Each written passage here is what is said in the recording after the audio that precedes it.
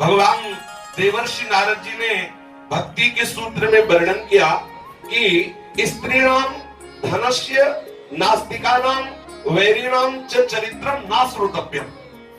उन्होंने कहा कि स्त्री का, धन का, नास्तिक का और वैरी का ये चरित्र ही नहीं सुनना चाहिए। बहुत सुंदर बात है, इसमें बहुत सावधानी की आवश्यकता है।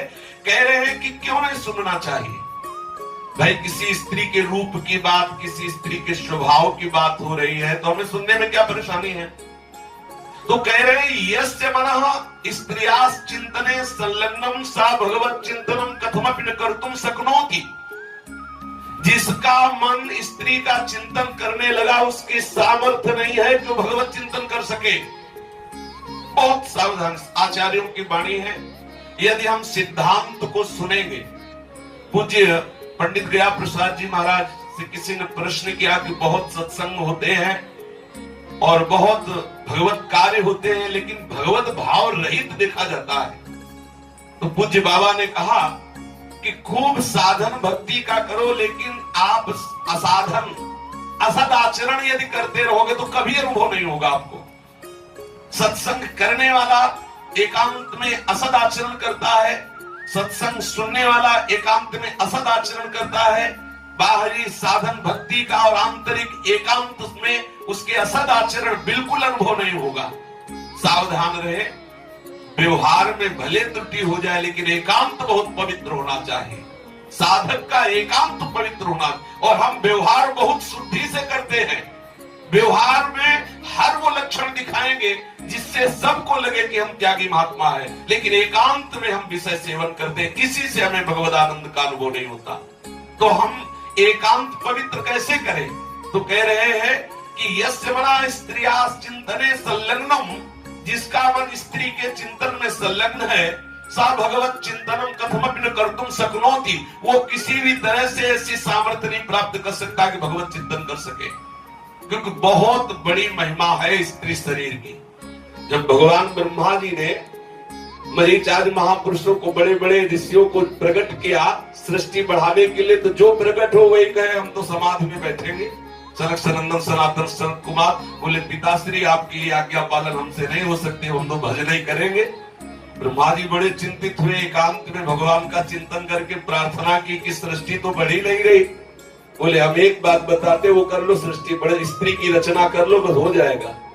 बड़े बड़े भजनानंदियों की भजनमयी वृत्ति को परिवर्तित करके सृष्टि के कार्य में संलग्न कर देना, ये स्वरूप की महिमा होगी, ये भगवान की ही रचना है। तो जिसका चित्त यस्य मना स्त्रियास् चिंतन संलग्नम सा भगवत चिंतनम कथमपि न कर्तुम शक्नोति। बहुत सावधान, जब हम स्त्री चर्चा करते हैं, स्त्री रूप के विषय में वार्ता करते हैं, स्त्री सुख के विषय में वार्ता करते हैं, वही स्त्री साधक पुरुष के संबंध में बिल्कुल ऐसा ही विचार करें तो हमारा चित्त चिंतन करने लगता है। अभी चर्चा हुई कि चित्त एक शुभ्र वस्त्र है, श्वेत वस्त्र है, जैसा हम चिंतन करते हैं वैसा रंग उसमें चढ़ जाता है। यदि हम आंखों से स्त्री के स्वरूप को एकाग्रता से देखेंगे, श्रवणेंद्रिय से स्त्री सुख संबंधी वार्ता सुनेंगे, भोग विलास संबंधी बातें मनन करने लगेंगे, तो निश्चित हम भ्रष्ट हो जाएंगे, भगवत चिंतन बनेगा ही नहीं। स्त्री चिंतने कामस्योत्पत्तिर्भवति। स्त्री का चिंतन निश्चित काम को उत्पन्न कर देता है। तथा कामः प्रेम मार्गे सर्वतो महान बाधकोस्ति। ये काम प्रेम मार्ग में सबसे अधिक बाधा है। स्त्री संबंधनी नाम वार्तानाम श्रवणेन पठनेन दर्शनेन चैव स्त्री चिंतनम भवति। जब स्त्री संबंध से हम कोई वार्ता करते हैं, स्त्री संबंधी वार्ता श्रवण करते हैं, स्त्री संबंधी वार्ता पठन करते हैं, स्त्रियों को देखते हैं, तो चैव स्त्री चिंतनम भवति, तो उसका स्त्री चिंतन बनने लगता है। और जिसका स्त्री चिंतन बन जाता है तो बोले भगवत चिंतनम कथमपि न कर्तुम शक्नोति, वो भगवत चिंतन नहीं कर सकता। अतः साधकस्य मुचितम यस्य स्त्री विषयकम वार्तालापम न कुर्यात्। उचित है कि साधक को स्त्री संबंधी वार्ता बिल्कुल नहीं करनी चाहिए।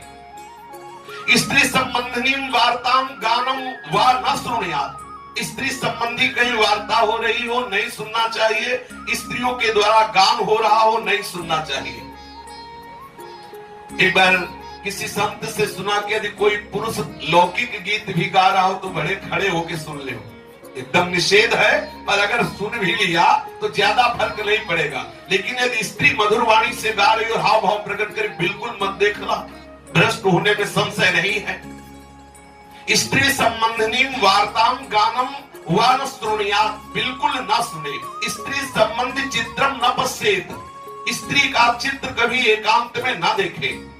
स्त्री विषयकम पुस्तकम साहित्यम व न पठेत, जिसमें स्त्री संबंधी काम विषय को वार्ता हो, उस साहित्य को न पढ़े न सुने। ईदृशम नाटकम चलचित्रादिकम चा नावलोकयेत, चलचित्र सिनेमा आदि नाटक आदि जिनमें ऐसी हाव भाव प्रकट करने वाली अभिनेत्रियां आदि हैं, उनका दर्शन न करे। स्त्री चरित्र विषय किंचिदप्यालोचनम न कुर्या, स्त्री के विषय में कोई आलोचना न करे, उस विषय में ही न जाए। स्त्रीणाम संबंधे निबंधादि न लिखे, स्त्री के संबंध में कोई निबंध आदि न लिखे।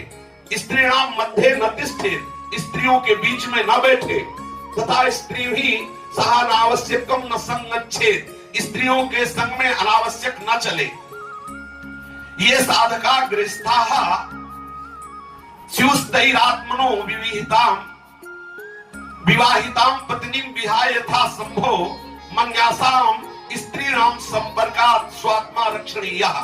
जो साधक गृहस्थ है, स्युस्तैरात्मनो विवाहितां, वो अपनी विवाहिता पत्नी के सिवा यथा संभव मन्यासाम स्त्रीणाम संपर्कात् स्वात्मा रक्षणीयः, वो अपनी रक्षा करे कि किसी अन्य स्त्रियों से किसी भी तरह का संपर्क न करे। जो विरक्त साधक है वो संपूर्ण स्त्रियों से, जो गृहस्थ साधक है अपनी विवाहिता पत्नी के अलावा किसी से एकांत में न मिले, किसी से हंसी मजाक या आदि आदि। स्त्री संबंधिन्याम चर्चायां प्रवृत्तिस्तस्याः श्रवणम अथवा स्त्रीणाम चित्रादि दर्शनम तो सर्वेषामेव हानिकारकमस्ति। स्त्री संबंधी चर्चा, स्त्री संबंधी कथन चर्चा करना या श्रवण करना या चित्र दर्शन करना, ये सब साधक के नाश का कारण है। न तथास्य भवेन्मोहो बंधश्चान्य प्रसंगतः योषित संगाद यथा पुंसो यथा तत्संगी संगतः।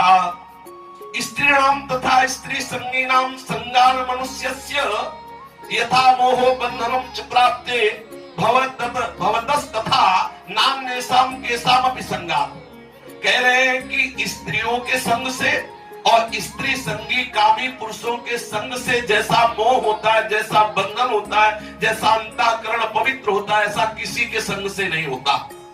ये बहुत सावधानी की बात है। स्त्री आसक्ता नाम पुरुषाणाम संगतिर नरक द्वार तया प्रतिपादिता। जो स्त्री या स्त्री आसक्त पुरुष का संग करेगा और निश्चित नरक जाएगा, क्योंकि सीधा नरक का द्वार है। यथा पुरुष स्त्रीणाम संग त्याज्य एवमेव स्त्री भीरपि पुरुषाणाम संगा सर्वथा त्याज्य।